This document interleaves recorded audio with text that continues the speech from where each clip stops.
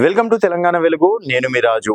తెలంగాణలో చూసుకున్నట్టయితే ఒకవైపు స్థానిక సంస్థలు ఎన్నికలు ఎప్పుడు వస్తాయని చెప్పేసి ఎదురు చూస్తున్నారు. అదే విధంగా ఎమ్మెల్సీ ఎన్నికలు ఇక్కడ కరీంనగర్, నిజామాబాద్, ఆదిలాబాద్, మెదక్ పట్టభద్రులకు సంబంధించి అంజిరెడ్డిని క్యాండిడేట్ గా ప్రకటించడం అనేది జరిగింది. సో భారతీయ జనతా పార్టీ ప్రకటించినప్పటి నుంచి ప్రచారంలో అంజిరెడ్డి దూసుకోబోతున్నారని చెప్పేసి కూడా చెప్పుకోవచ్చు. తనకున్నటువంటి కాంటాక్ట్స్ కావచ్చు, తనకున్నటువంటి పరిచయాలు కావచ్చు, అలాగే వాల్ రైటింగ్స్ కావచ్చు, ఎక్కడ చూసినా కూడా అంజిరెడ్డి ప్రచారంలో మాత్రం ఇటు కాంగ్రెస్ అలాగే ఇటు బీఆర్ఎస్ ల కన్నా ఎక్కువగా దూసుకోబోతున్నారు.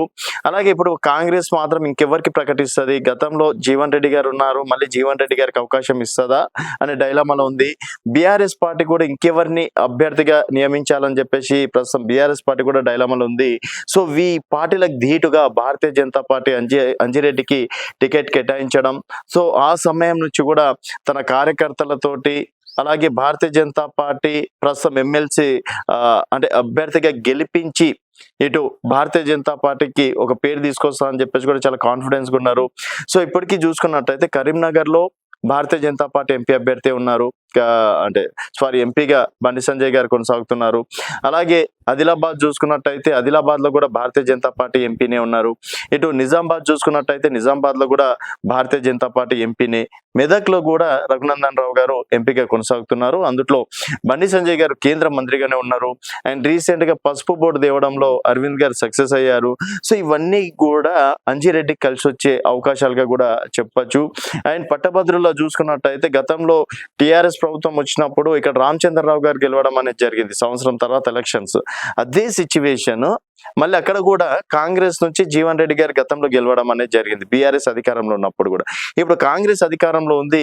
సో అంజిరెడ్డి గారికి ఆ విధంగా కూడా అంటే సెంటిమెంట్ కూడా కలిసి వచ్చే అవకాశాలు ఎక్కువగా ఉన్నాయి. అండ్ ఇప్పటి వరకు మనం తెలంగాణ వెలుగు సంబంధించి కావచ్చు, గతంలో మనం చేసినటువంటి సర్వేలు కావచ్చు, అలాగే ప్రస్తుతం మేము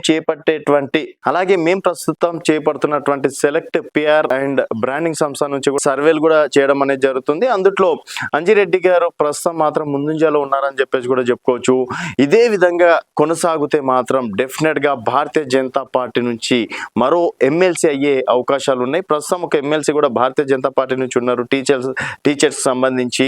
అలాగే నెక్స్ట్ పట్టభద్రుల నుంచి కూడా రికార్డు ఇక్కడ ఎమ్మెల్సీగా గెలిచి భారతీయ జనతా పార్టీ సత్తేందో కూడా రఘునందన్ రావు గారు ఎంపీగా కొనసాగుతున్నారు. అందులో బండి సంజయ్ గారు కేంద్ర మంత్రిగానే ఉన్నారు.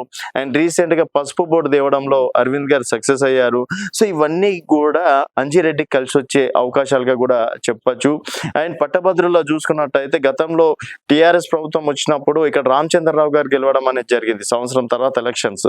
అదే సిచ్యువేషన్ మళ్ళీ అక్కడ కూడా కాంగ్రెస్ నుంచి జీవన్ రెడ్డి గారు గతంలో గెలవడం అనేది జరిగింది బీఆర్ఎస్ అధికారంలో ఉన్నప్పుడు కూడా. ఇప్పుడు కాంగ్రెస్ అధికారంలో ఉంది. సో అంజిరెడ్డి గారికి ఆ విధంగా కూడా అంటే సెంటిమెంట్ కూడా కలిసి వచ్చే అవకాశాలు ఎక్కువగా ఉన్నాయి. అండ్ ఇప్పటి వరకు మనం తెలంగాణ వెలుగు సంబంధించి కావచ్చు, గతంలో మనం చేసినటువంటి సర్వేలు కావచ్చు, అలాగే ప్రస్తుతం చేపడుతున్నటువంటి సెలెక్ట్ పిఆర్ అండ్ బ్రాండింగ్ సంస్థ నుంచి కూడా సర్వేలు కూడా చేయడం అనేది జరుగుతుంది. అందులో అంజిరెడ్డి గారు ప్రస్తుతం మాత్రం ముందుంజలో ఉన్నారని చెప్పేసి కూడా చెప్పుకోవచ్చు. ఇదే విధంగా కొనసాగితే మాత్రం డెఫినెట్ గా భారతీయ జనతా పార్టీ నుంచి మరో ఎమ్మెల్సీ అయ్యే అవకాశాలు ఉన్నాయి. ప్రస్తుతం ఒక ఎమ్మెల్సీ కూడా భారతీయ జనతా పార్టీ నుంచి ఉన్నారు, టీచర్స్ సంబంధించి. అలాగే నెక్స్ట్ పట్టభద్రుల నుంచి కూడా రికార్డు ఇక్కడ ఎమ్మెల్సీగా గెలిచి భారతీయ జనతా పార్టీ సత్తేందో చూపిస్తా అని చెప్పేసి అంటున్నారు.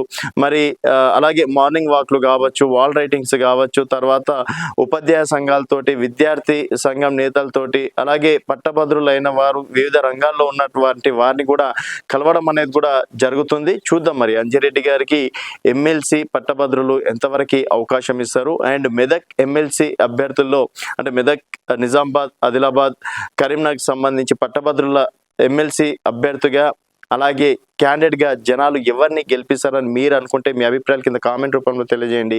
చూస్తూనే ఉండండి తెలంగాణ వెలుగు.